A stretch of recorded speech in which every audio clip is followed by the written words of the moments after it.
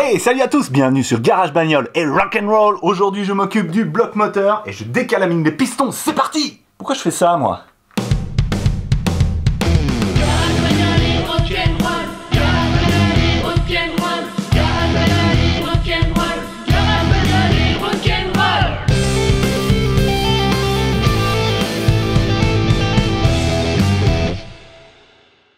Dans cette vidéo, je vais nettoyer le haut des pistons ainsi que le plan de joint de culasse du bloc moteur. Alors pourquoi je fais ça?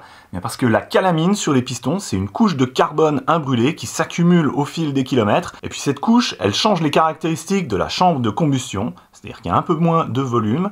Et surtout, ça peut créer des points chauds qui modifient la manière dont la combustion se fait dans la chambre de combustion. Donc le mélange air-essence ne brûle pas de manière homogène, et puis c'est ça qui fait que votre moteur va se mettre à polluer. Ça va faire plus de monoxyde de carbone, plus de NOx. Et c'est principalement pour ce genre de choses que les vieilles voitures polluent plus que les neuves. Et pour la même raison, j'avais nettoyé les soupapes, j'avais enlevé toute la calamine qui était dessus. Je vous remets le lien vers cette vidéo ici en haut à droite et en bas dans la description. Alors là, le moteur est ouvert, eh bien c'est le moment de faire tout ça. Pour le plan de joint de culasse sur le bloc, je veux bien le nettoyer de manière à ce que le joint de culasse, le nouveau, soit bien hermétique. Dans cette vidéo, j'utilise la même méthode de nettoyage que celle présentée par mon collègue youtubeur américain Humble Mechanic dans sa vidéo que je vous remets ici en haut à droite et en bas dans la description. J'essaye d'avoir la barbe aussi longue que lui, mais je crois que c'est foutu, j'aurais dû commencer il y a 20 ans. Allez, on y va, on regarde ça de plus près. Alors voilà, les pistons recouverts de calamine. Cette calamine, elle s'accumule à la surface du piston et aussi un petit peu sur le bord du cylindre ici. La méthode pour nettoyer, ça va être WD-40 qui sert de diluant et je gratte au Scotch-Brite. Et pour ça, lunettes de sécurité et gants. Je vais commencer par celui-là et je fais une bonne WD-40isation. Voilà. Et je laisse agir quelques minutes. Voilà, maintenant encore un petit coup. Et maintenant, Scotch-Brite.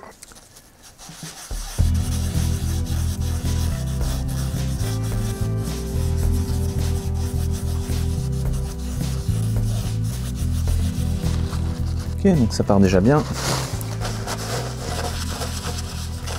En essuyant au papier, on voit que ça vient. Et il n'y a pas besoin d'appuyer fort. Hein. Je laisse la WD-40 et le Scotch-Brite agir. C'est eux qui travaillent, pas moi.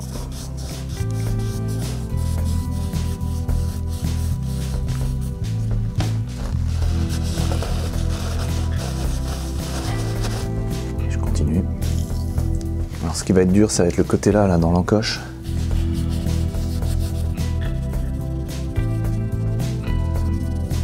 Donc bien sûr, pas de brosse rotative, ni en acier, ni en laiton, ni en nylon. Parce que tout ça, c'est bien trop agressif.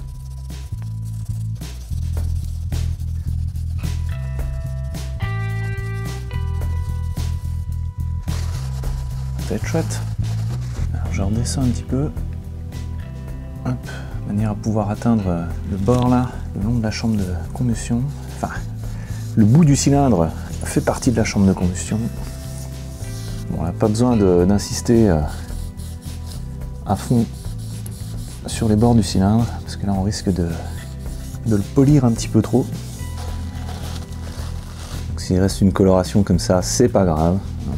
L'important, c'est vraiment que sur le piston, il n'y a plus rien. Donc là, je le remonte à fond pour pouvoir faire les bords là correctement.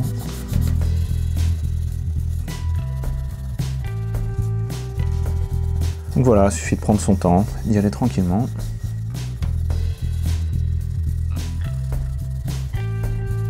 Donc là, cette petite encoche, je crois, là on est côté échappement, je crois que c'est pour laisser un peu de place à la soupape d'échappement. Et donc du coup, si tous les gaz d'échappement passent là-dedans, ça a tendance à s'encrasser.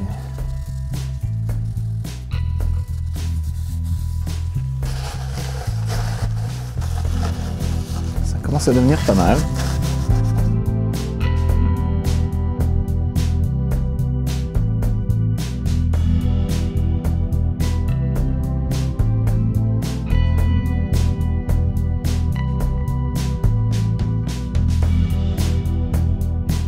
Voilà, le résultat, vous pouvez voir l'efficacité, ça saute aux yeux.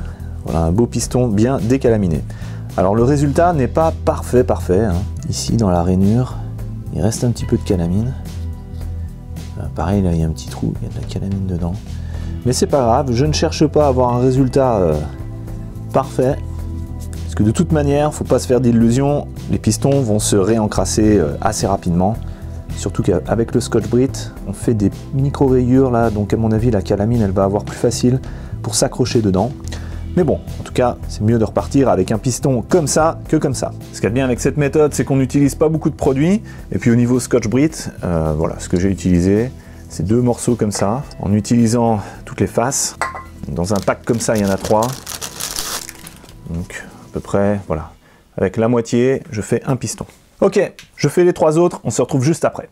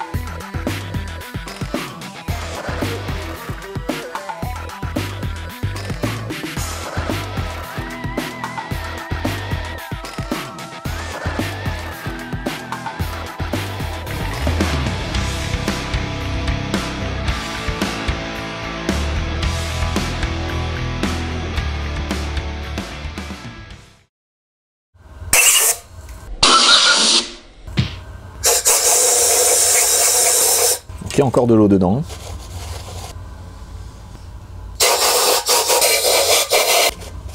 Là, je souffle pour enlever d'éventuels petits débris de Scotch-Brite qui pourraient être logés entre la paroi du cylindre et le piston. Et voici le résultat. Bon, pour celui-là, j'aurais pu insister un petit peu plus, mais c'est pas grave. Il est bien comme ça.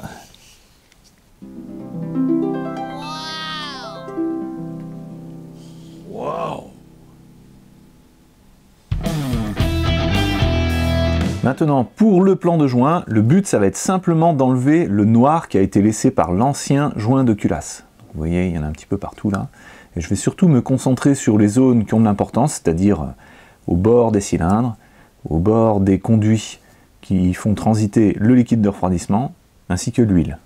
Donc pour ça, pareil, je vais aussi utiliser de la WD-40. Et j'utilise des outils en nylon.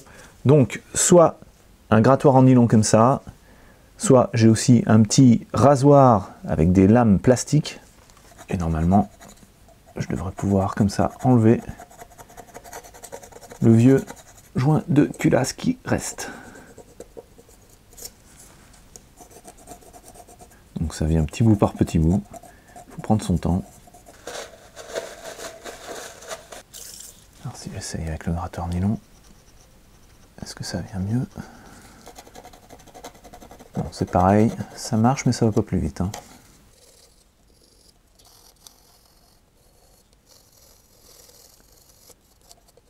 Bon voilà, je vais gratter comme ça jusqu'à ce que ce soit propre.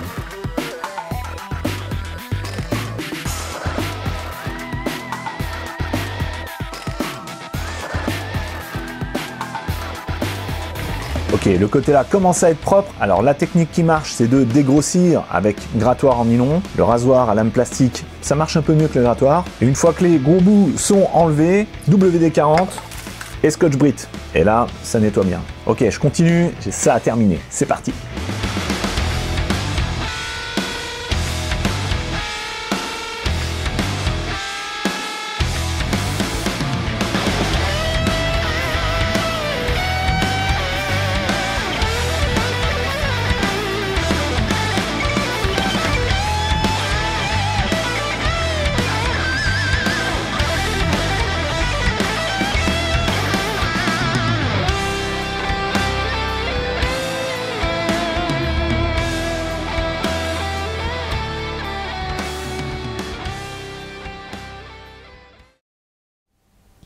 Alors voici le résultat.